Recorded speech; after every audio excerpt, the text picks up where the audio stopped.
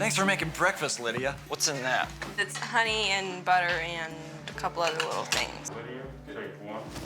If you can just set up your name, how old you are. I'm Lydia, I'm 15.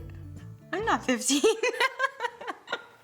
were 15. You're young at heart, Lydia. I'm Lydia, I'm 16 years old, and I'm the middle child, 5th oldest and 5th youngest. I think a lot of middle children feel like they don't get enough attention, and I don't think that's the case for me. At least I don't feel like I need any more attention than I'm already getting. I was born on Highway 111, mile marker 111 on Highway 111. In the back seat of the midwife's car. Came out a little too early. Any pressure to be number one?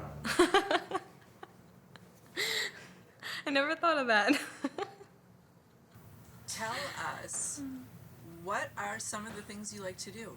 I'm the biggest letter writer in the family. I love to write letters. I write my best friend and all my other friends. Most of them live far away, so writing letters is how we usually keep in contact. I like to cook. I like baking desserts and cakes and stuff like that.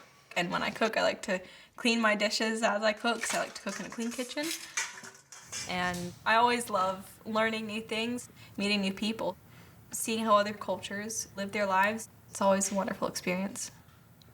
How would you describe your role or position in the family? Like how much a cup? 3 cups. I don't know how to describe my role and position in the family. I mean, yeah, there's my personality that might be a little sweeter than others. If that's right for me to say. I'm proud of you. When people say stuff like, you're the sweetest or something, I'm just like, thanks, but it's not necessarily hard to take a compliment, but when people do it too much, it can be like, why don't you talk about something else? People see me and they're like, you're so sweet, you're always helping, you're always doing stuff like that. It's not me, but it's Christ in me. As long as I'm guided by Christ, and happiness and joy and work comes easy. Is that what interested you in mission work? Yeah, because my passion is serving others and serving Jesus. Going on a missions trip was something I've always wanted to do. You've been talking about wanting to go to Romania. Is that still something you'd like to do? Oh yeah. I talked to Daniel that runs the orphanage in Romania, and he said that there's a group that is doing a trip out there. When I finally did get a chance, it was just wonderful. I saw a lot. People just living in really poor environments, and it was just wonderful seeing the joy that they had, even in the circumstances they were living in. It opened my eyes a lot and just changed some things. For example, at some point in the future, I would love to get married. It's all wedding stuff, but it's fun looking. You're not looking at wedding stuff. Well, I am right now. No, you're not. But there are several things that I would need in a guy in order for me to want to spend the rest of my life with him. Main things are, I would love it if he had a desire to be on the mission field and felt, that if God had called him to the mission field, just like he's called me. I think this one kind of looks like me. Tell us a little bit more about your relationship with Mariah. You're close, Yeah. Well, thank you so much for your help. What you do. Yeah, it's really amazing how even though me and Mariah are like so opposite in everything, it seems like as time goes by, our relationship gets closer. Why do you like the clothes you like? Why do you like the clothes you like? Mariah, what do you think about this shirt? Well, that's awfully cute. Looks like you. Is that a good thing or a bad thing? Bad thing. No. One thing I've always admired in her is her courage and her strong will. She's always like, I don't care what other people think. I know this is what I want and I'm gonna do it. Oh my gosh, I feel like my life is starting.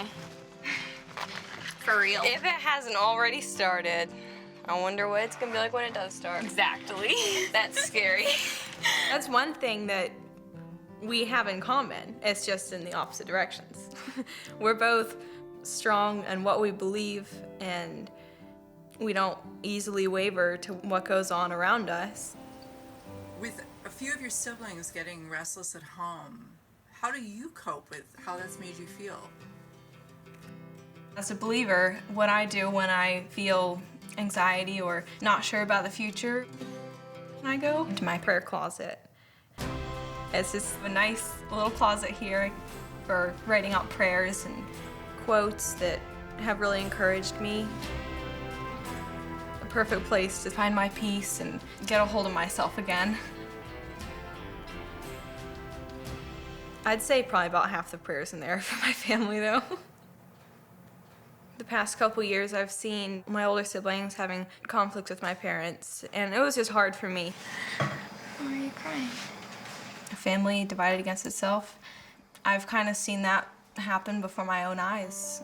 I want to work on the relationship. I want to make this better. There's a lot of crap that's in here, but this is my major one way. Trusting us to spend time with each of the siblings. I don't think that's gonna happen. I was standing there and I saw both of their points. It's just heartbreaking. I don't think that keeping us from Ethan would be able to solve the problem. Not at all. I think it's just gonna make it worse. I think at some point everyone is hoping relationships would be healed and people come back together. Where a house is divided against itself, it will fall. The more we stay apart, the harder it'll be to come back together. Family is so important to me. I just pray about it all the time.